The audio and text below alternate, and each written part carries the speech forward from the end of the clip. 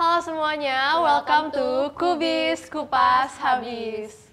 Untuk episode 13 kali ini, kenalin nama aku Yunika sebagai host, ditemenin dengan aku Vio sebagai host, dan hari ini adalah episode spesial yang ke-13 karena kita ditemenin oleh Pendeta Alex. Halo. Silakan Kak, perkenalkan Kak. Saya Pendeta Alex, Pendeta GKI Pondok Indah. Oke, halo Kak Alex. Hai. Nah, jadi seperti biasa sebelum kita mulai pembahasannya dan diskusinya, kita buka dulu dalam doa. Teman-teman, mari kita berdoa. Tuhan, terima kasih karena Engkau telah mengumpulkan kami pada siang hari ini untuk rekaman podcast dan membahas mengenai firman-firman-Mu dan ajaran-Mu ya Tuhan. Berkati supaya episode ini bisa memberikan insight baru bagi kami dan bagi teman-teman yang menonton juga. Terima kasih Tuhan, amin. Nah, tema ibadah minggu ini apa sih, Vi? Jadi tema ibadah minggu ini adalah Aku Pulang. Untuk di remaja, tadi kita ditemani oleh Pendeta Tumpal dan khotbah yang disampaikan itu mengenai ilustrasi tentang dua anak, yang bungsu dan yang sulung. Jadi yang bungsu ini dia kayak mau melihat dunia luar tuh kayak gimana, Explore, dan merasakan kebebasan. Jadi dia keluar dari rumahnya dan dia berfoya-foya dengan uang yang dia dapat. Lalu ketika dia kelaparan dan sudah menyerah, dia kembali ke rumah bapaknya dan di sana ia diterima dengan baik oleh bapaknya. Disambut ya? Iya, disambut baik oleh bapaknya. Nah, kalau menurut aku sendiri tentang khotbah ini tuh sangat menarik karena juga berkaitan dengan apa yang kita kenal sebagai mental health di kalangan remaja. Jadi gimana kalau kita tuh ketika kita bertumbuh, kita akan juga mau mencari kebebasan dari diri kita sendiri. Dan kalau kita mau keluar dari zona nyaman itu nggak mau banget, tapi mungkin kadang ketika kita sebagai remaja kita akan mendapatkan hal-hal tuh yang sebenarnya nggak sesuai dengan kehendak Tuhan, dan itu akan mungkin kadang-kadang kita akan terjerumus di dalam our lowest version of ourselves. Dan ketika itu penting bagi kita untuk tetap mendengar suara Tuhan, karena Tuhan itu akan selalu menjemput kita walaupun kita sejauh itu dari Tuhan. Kalau menurut Kak Yunika? Jujur kalau gue setuju banget sama Vio bahwa jujur tadi gue juga baru sadar bahwa cerita ini tuh sangat relevan di kehidupan remaja sendiri, karena I never really view the story as remaja cari jati diri. Enggak, gue selama ini nge-view tuh kayak oh ya udah ada yang anak bandel aja gitu kan. Tapi it's a good point bahwa cerita ini tuh mirip banget sama cerita-cerita remaja pada umumnya, bahwa kita banyak explore keluar, kita banyak main-main dan kadang bisa kelewatan batas dan melenceng dari apa yang sebenarnya baik untuk kita. Tapi kalau dari gue pribadi, sebenarnya dari kecil ya, dari SD gue mendengar cerita ini tuh sebenarnya kita diajarkan bahwa Tuhan selalu menerima, kayak it's okay to come back to the church gitu. Tapi jujur aja ya, selama ini aku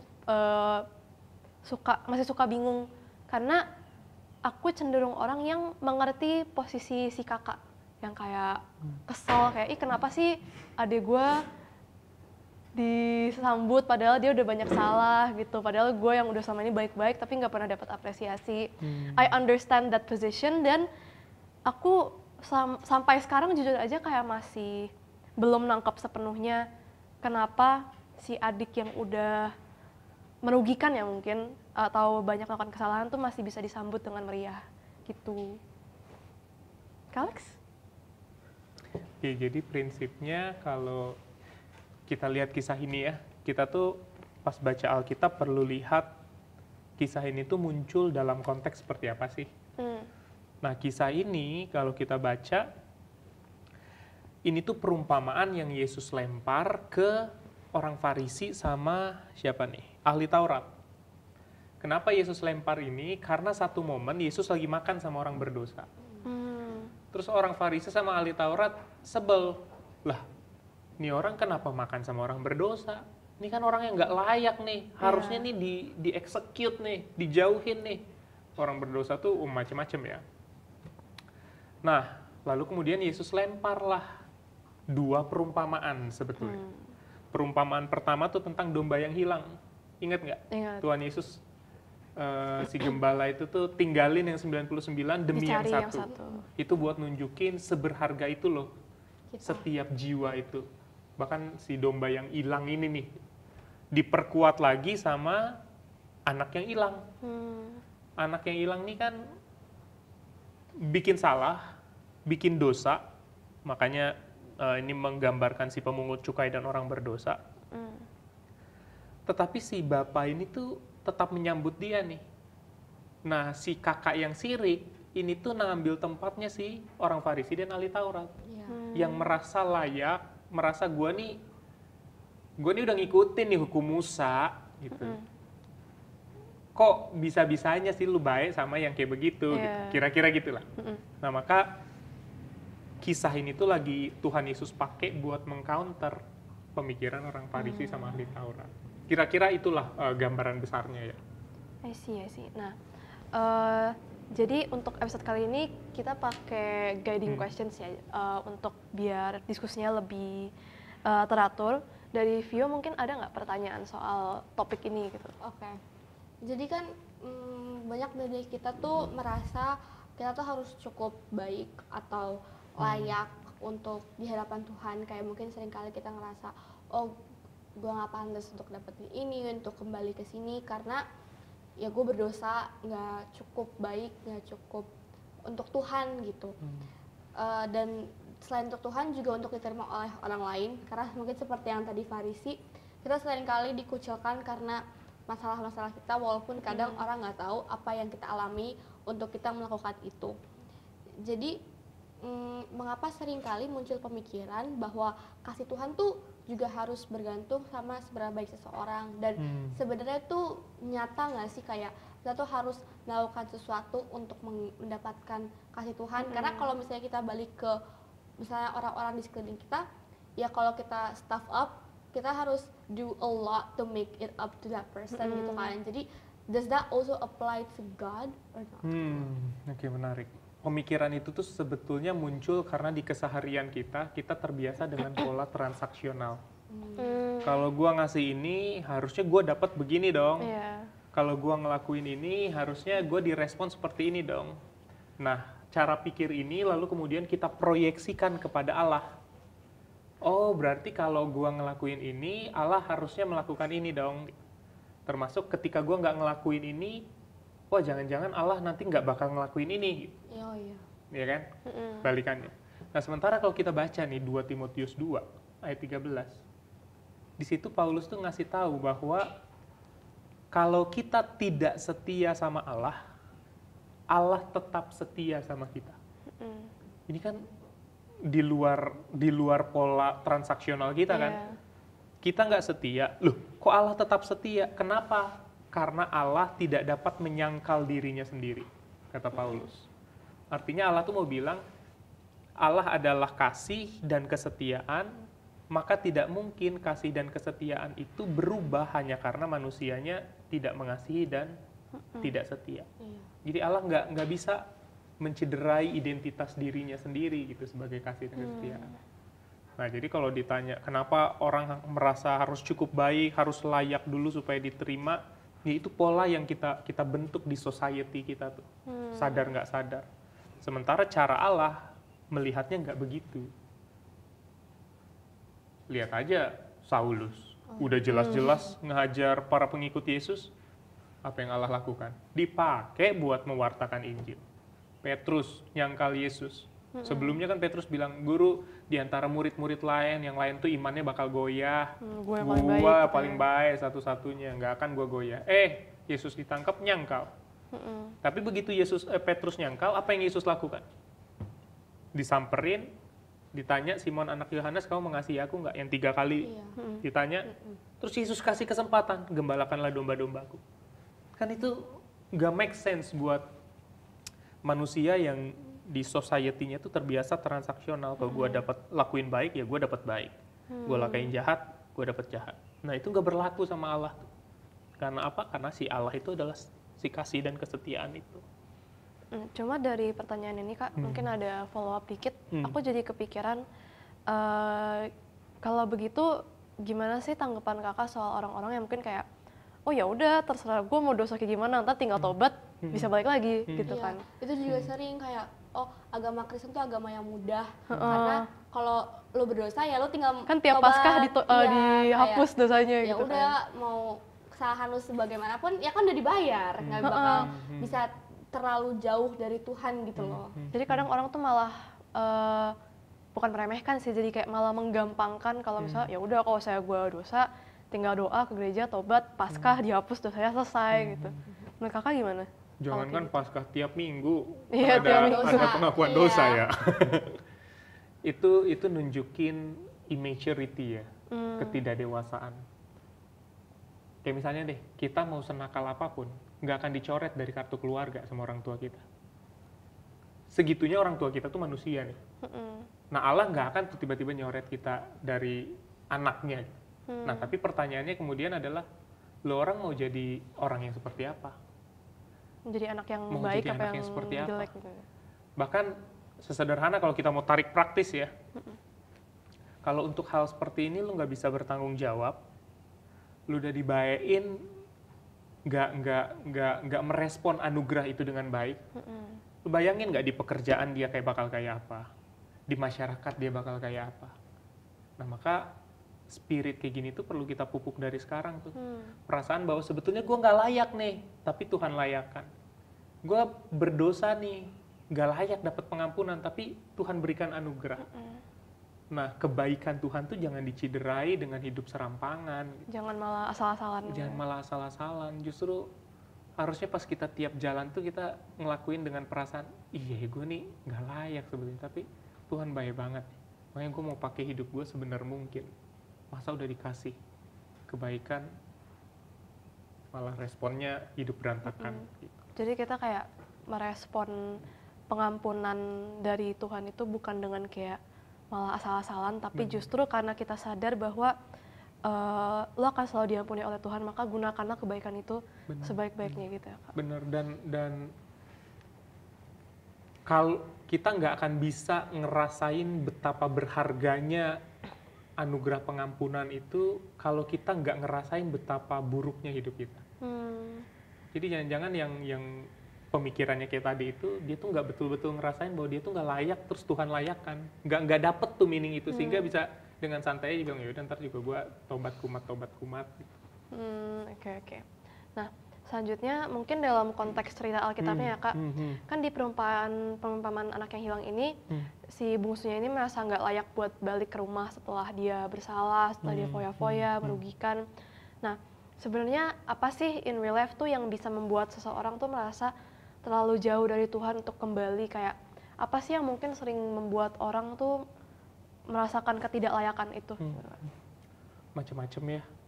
Orang tuh bisa merasa nggak layak karena melakukan kesalahan besar.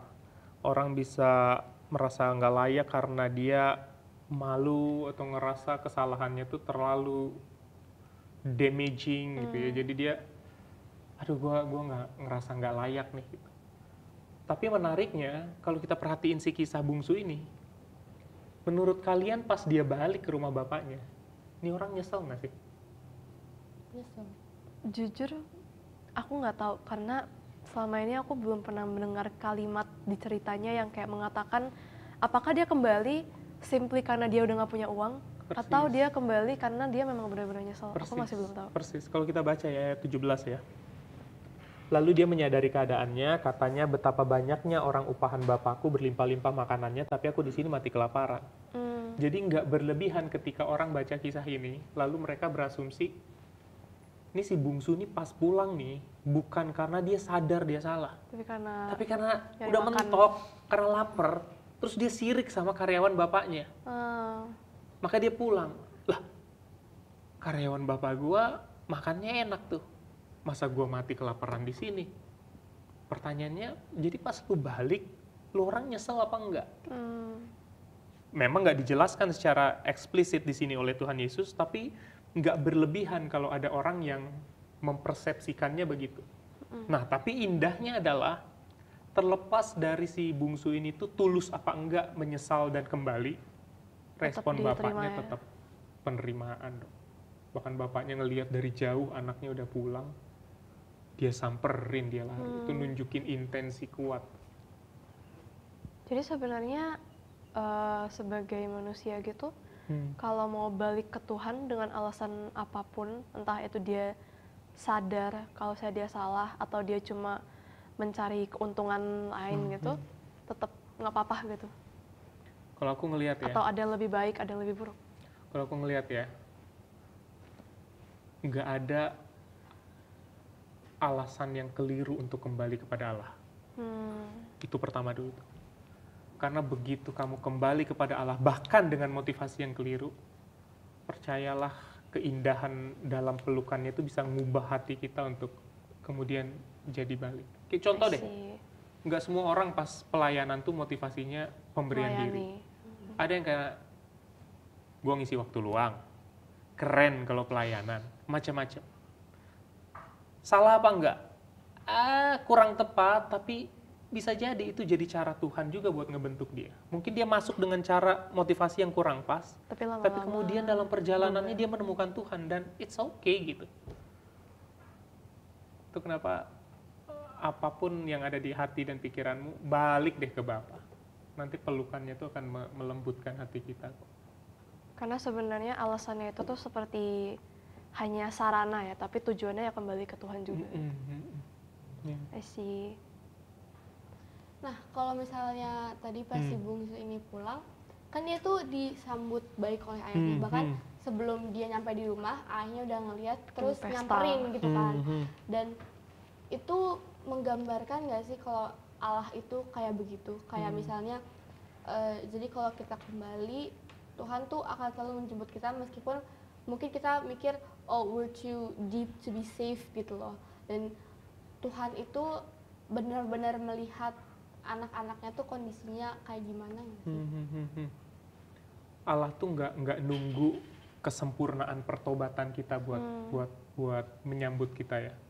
Ingat nggak waktu ada laki-laki dan perempuan kedapatan berzina terus mau dilemparin batu sama orang? Pas Yesus bilang bertobatlah, pergilah, berubahlah. Belum tentu nih orang berubah. Bisa jadi begitu dia pergi dia ngelakuin hal yang sama. Tapi ya itu identitas Allah tuh begitu dan dia nggak bisa mengingkarinya, dia nggak bisa menutup tangannya hanya karena pertobatan kita tuh belum sempurna. Itu siap terima kita gitu. Maka jangan merasa terlalu buruk untuk kembali kepada Bapa gitu. Berarti dengan respon ayahnya ini, Tuhan itu mau ngomong apa ke orang-orang Farisi? Karena ini kan perumpamaan kan ya, dan Tuhan Yesus emang mengajar tuh sering dengan perumpamaan. Berarti respon ayahnya ini tuh untuk kayak berarti kayak ke orang Farisi, oh ini loh artinya itu apa? Maka Yesus tuh mau bilang lewat perumpamaan ini, orang Farisi, meskipun lu merasa layak dan lu merasa si bungsu ini nggak layak, si orang berdosa, pemungut cukai dan lain sebagainya yang lagi dikritik sama mereka karena makan sama Tuhan Yesus. Yesus tuh mau bilang, Bapa tuh nggak ngelihatnya kayak begitu. Mau seburuk apapun ya anak, ini tetap anaknya dia. Dan nggak mungkin dia menyingkirkan anaknya ini. Seburuk apapun. Makanya pas si anak ini balik, si Bapa kan nggak nanya, lu kemanain hartanya? Lu pakai kemana aja tuh? Kenapa lu kayak begini? Tega-teganya lu ya sama bapak lu ngabisin harta? Enggak. Karena buat bapaknya yang terpenting itu anaknya kembali. Dia cuman pengen ngelihat kita tuh balik ke dia, ngelihat kita tuh duduk di kamar, baca Alkitab, berdoa, karena dia pengen kita tuh balik gitu. Sesederhana itu. Entah dengan alasan apa itu, tapi it's a apapun. starting point gitu Iya. ya. Bahkan ketika pas baca kita, buset Tuhan gue kagak ngerti ini maksudnya apa. Dia cuma pengen kita balik. Menikmati waktu bersama dia lagi. Nah, dari tadi yang Vio tanyain, aku kayak masih bingung. Aku menemukan kayak ketidak konsistenan. Aku nggak tahu ini tidak konsisten atau salah konteks atau beda konteks. Tapi tadi tuh aku ingat bahwa Pendeta Tumpal bilang bukan kita yang nyari Tuhan, tapi Tuhan yang menemukan kita atau kayak mencari kita untuk kembali. Tapi kan di cerita ini anak bungsunya yang balik bukan dia yang dijemput sama bapaknya. Itu beda konteks atau memang ada sesuatu yang aku belum ngerti gitu? Iya. Prinsipnya analogi itu di satu sisi membantu kita untuk memahami gagasan yang besar, tapi di sisi lain kadang mendegradasi makna. Maksudnya misalnya pas dibilang Tuhan adalah gunung batuku. Itu kan untuk mendeskripsikan Allah tuh kokoh, melindungi. Terus, lah emang Tuhan nggak kemana-mana, Tuhan nggak ngelakuin apa-apa dong berarti. Nah, tapi kan terdegradasi di sisi lain gitu kan. Nah maka sebetulnya pas Pak Tumpal atau siapapun pendeta yang bilang Allah yang menghampiri kita, itu tuh dalam rangka untuk menunjukkan, manusia berdosa, Allah hadir di tengah dunia dalam diri Yesus Kristus, pertama-tama bukan karena manusianya udah layak nih, tapi karena memang dia mengasihi kita. Beda sama beberapa belief system yang ada, terlepas dari benar atau salah, jelek atau buruk, beberapa belief system yang ada kan orang berdosa yang melakukan segala upaya supaya bisa mendekat kepada Sang Maha Kuasa. Dengan melakukan A, dengan melakukan B, dengan melakukan C, dan seterusnya. Itu upaya orang berdosa supaya bisa dekat nih. Lah, belief systemnya orang Kristen nggak begitu. Dalam keberdosaan kita, Allahnya yang nyamperin. Nah, itu mau bicara begitu. Maka pas Yesus bilang tentang perumpamaan ini tuh nggak lagi ngomongin konteks ini. Jadi beda konteks aja. Beda konteks. Ini lagi ngomongin orang yang dianggap nggak layak sama orang banyak, sebetulnya tetap ada di hati Bapa kok. Oke. Nah, tapi menurut Kak Alex sendiri, what do you think about ada beberapa orang yang mungkin belum bisa merasakan kehadiran Tuhan atau lagi melemah imannya.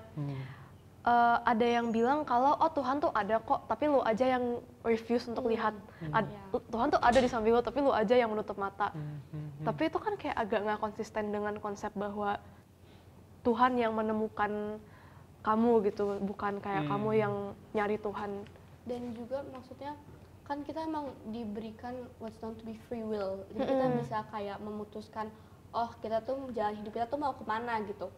Tapi kalau misalnya Tuhan mencari kita, which means dia ngomong ke kita, tapi at the same time kita dikasih pilihan nih, kita boleh dengar suara Tuhan atau enggak. Tapi kayak ketika di sini, kalau kita terlalu jauh dari Tuhan, Tuhan mencari kita, tapi at the same time kita juga punya keputusan sendiri. Jadi kita tuh sebenarnya Ikut yang mana? iya, kita tuh sebenarnya kayak dicari Tuhan sampai Tuhan kita kayak encounter pertemuan dengan Tuhan, atau kita emang kayak in the midst of world's voice, kita harus membedakan dan kita punya pilihan untuk mau membedakan atau enggak gitu loh. Ya, karena aku merasa kayak ada beberapa orang yang memang sulit untuk merasakan Tuhan hadir, tapi suka dibilang bahwa itu tuh lu aja yang nggak buka mata, lu aja yang nggak mau dengerin.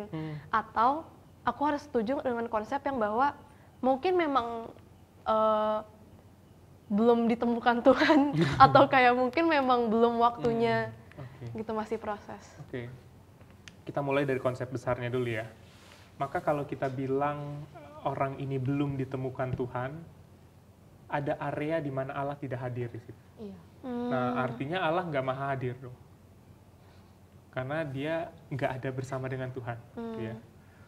Nah, Allah tuh hadir, ada.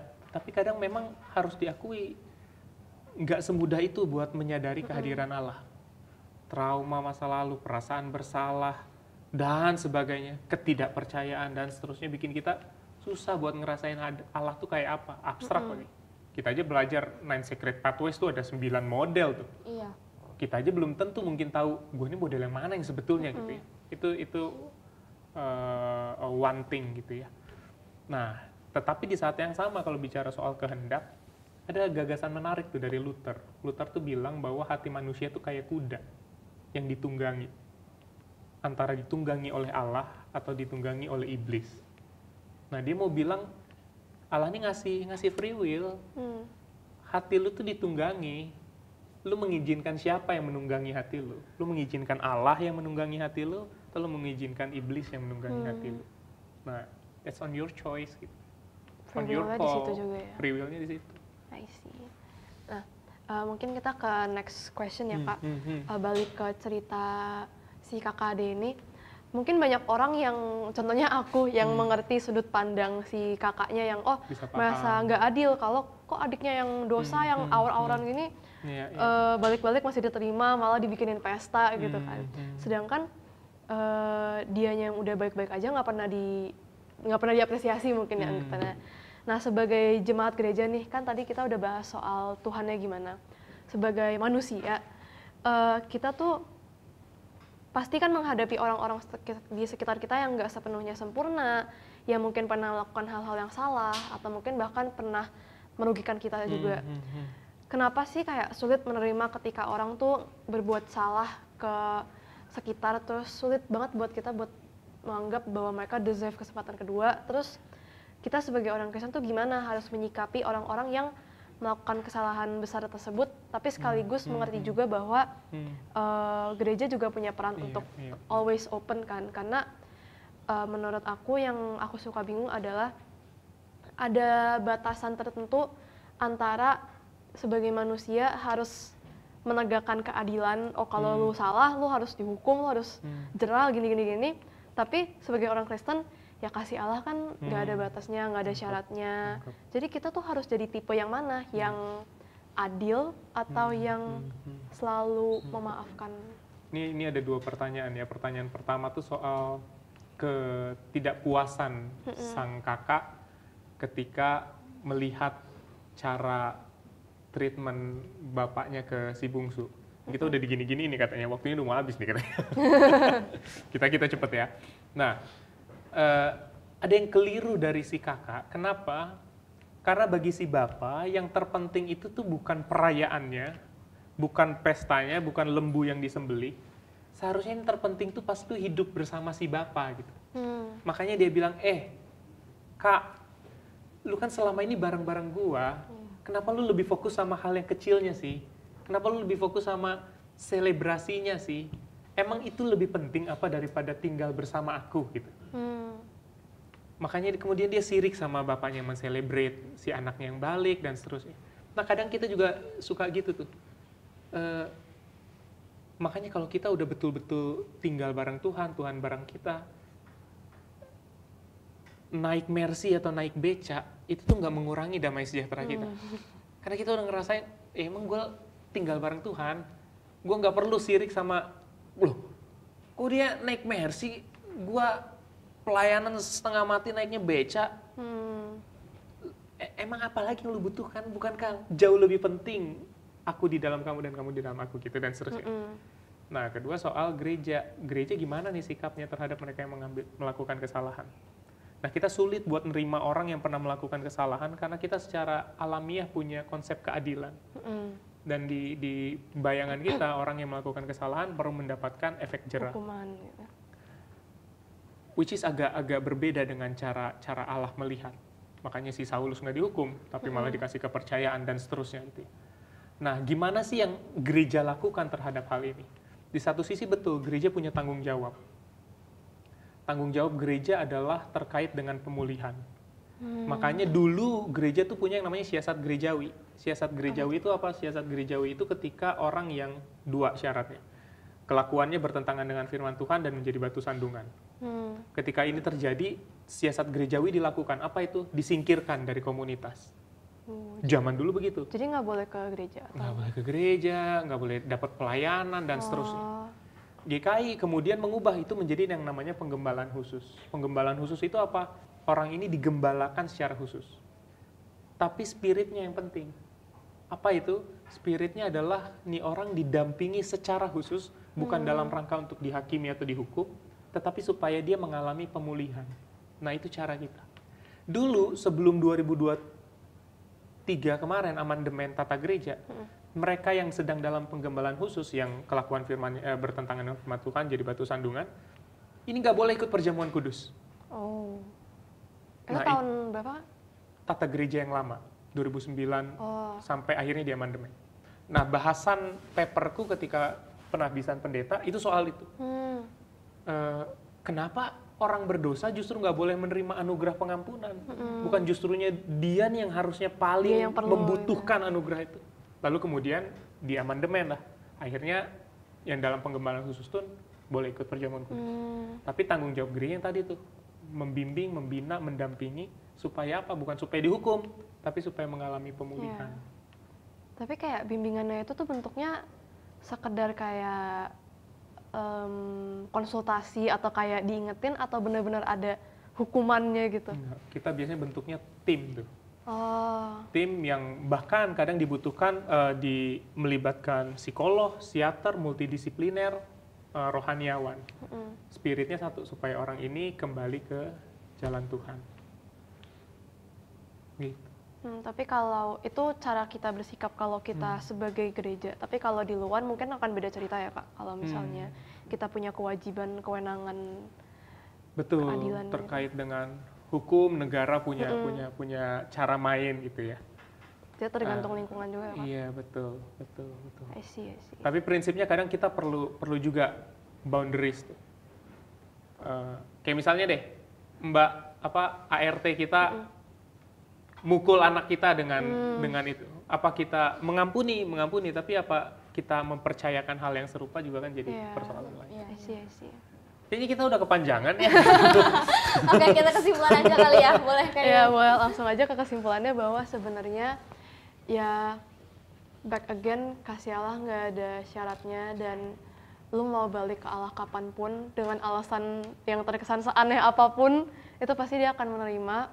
Dan tujuannya yang Tuhan ingin adalah kita balik ke Tuhan, bukan masalah kayak tadi anak bungsunya mau cari makan kek atau iri kek, yang penting dengan dia balik itu bapaknya sendiri udah seneng gitu ya. Ya, betul. Nah, sekian mungkin pembahasan untuk episode kali ini. Vio, Oke, kita tutup dalam doa ya. yes. Mari kita di dalam doa. Tuhan Yesus, terima kasih Tuhan untuk bimbingan-Mu selama hari ini. Kami sudah melakukan ibadah tadi Tuhan dan sudah berkumpul di tempat ini untuk melakukan podcast yang telah Tuhan bimbing dari awal pertengahan hingga pada akhirnya. Tuhan, kiranya apapun yang kami bahas bisa kami ambil berkatnya dan kami lakukan dalam kehidupan kami sehari-hari. Sebentar lagi kami akan balik Tuhan ke dalam kehidupan kami masing-masing. Kiranya Tuhan yang memberikan kami kesehatan dan kekuatan untuk menjalaninya seturut kehendak Tuhan saja. Ampuni dosa dan kesalahan kami Tuhan, agar kami selalu layak di hadapan-Mu. Hanya dalam nama Tuhan Yesus Kristus kami sudah berusaha mengucap syukur. Amin. Amin. Oke, jadi pengumuman terakhir, podcast remaja akan tayang setiap akhir bulan. Terima kasih teman-teman dan sampai jumpa di episode selanjutnya. Thank you. Bye-bye.